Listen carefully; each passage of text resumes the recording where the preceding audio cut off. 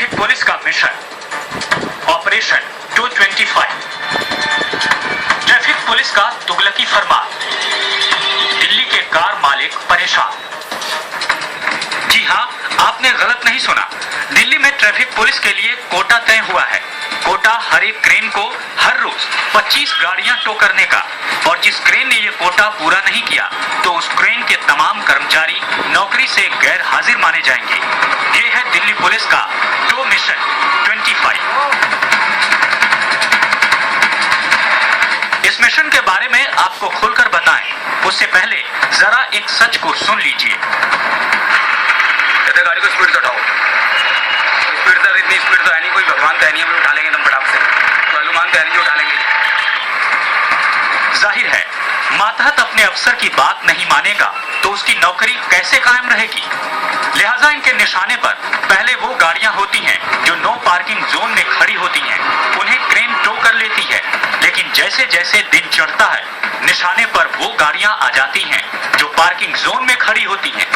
जरा लाजपत नगर की central market traffic circle में तैनात दिनेश की बात सुन लीजिए। आपको ट्रैफिक पुलिस के इस तुगलकी फरमान के साइड इफेक्ट्स का भी पता चल जाएगा।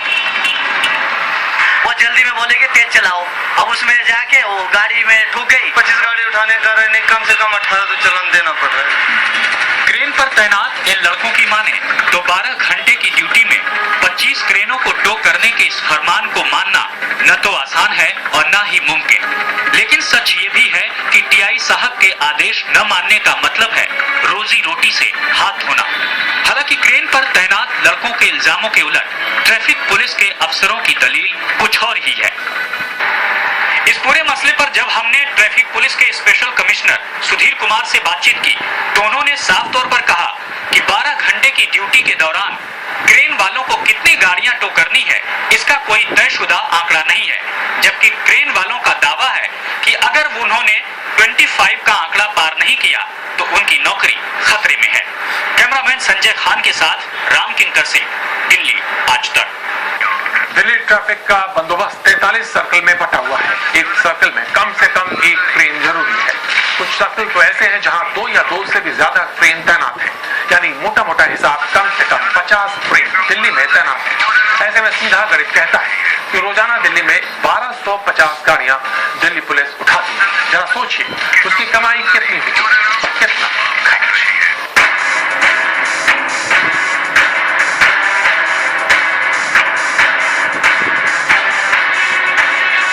गाड़ियां टो करने वाली क्रेन प्राइवेट होती है जिन्हें टेंडर के जरिए कॉन्ट्रैक्ट मिलता है।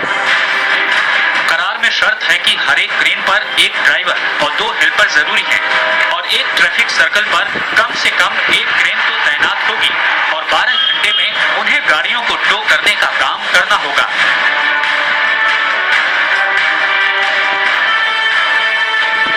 दरअसल क्रेन का क्रू दिल्ली ट्रैफिक पुलिस के हेड कांस्टेबल के इशारे पर वाहनों को टो करने का काम करते हैं। सीएजी की रिपोर्ट के मुताबिक क्रेन कॉन्ट्रैक्टर को 12 घंटे की सेवा के बदले रोज करीब 3,590 रुपए दिए जाते हैं, जिसमें ईंधन के करीब 414 रुपए भी शामिल हैं। ठेकेदारों की शिकायत है कि इतने कम पैसों में 25 गाड़ियों को टो करना करीब करीब नामुमकिन है। वैसे भी ये चलन देखा गया है कि सरकारी खजाने को भरने के लिए अक्सर ट्रैफिक पुलिस पर चालान बढ़ाने का जोर रहता है। टो करने का चार्ज 300 रुपए होता है, इसमें 100 रुपए सरकारी खजाने में जबकि 200 रुपए क्रेन कॉन्ट्रैक्टर्स की झोली में जाते हैं।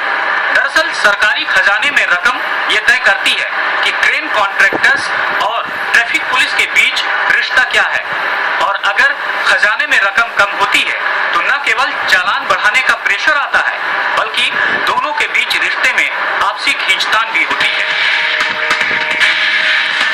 हालांकि दिल्ली पुलिस और ठेकेदार के बीच करार में कहीं भी 25 वाहनों को टो करने का टारगेट जैसी किसी भी इबारत का जिक्र नहीं होता, लेकिन अपने खर्चों को पूरा करने के लिए ट्रैफिक पुलिस ने ये फरमान अलग से लागू कर दिया है।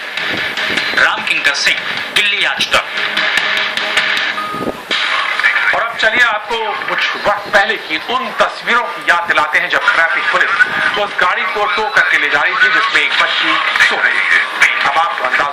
मुश्किल नहीं होगा कि पुलिस कैसे अंदाज से और किस तरह अपना टारगेट पूरा करने में लगी है। ट्रैफिक पुलिस ने पार की लापरवाही की हद। पुलिस वाले कार समेत बच्ची को उठा ले गए। मासूम की जान पर बनाई।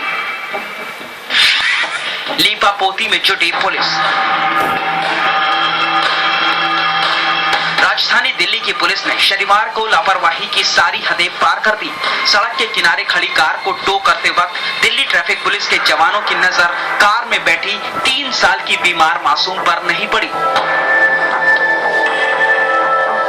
पुलिस ने बच्ची समेत कार को टो कर लिया और ले जाकर शकरपुर थाने में खड़ा कर दिया।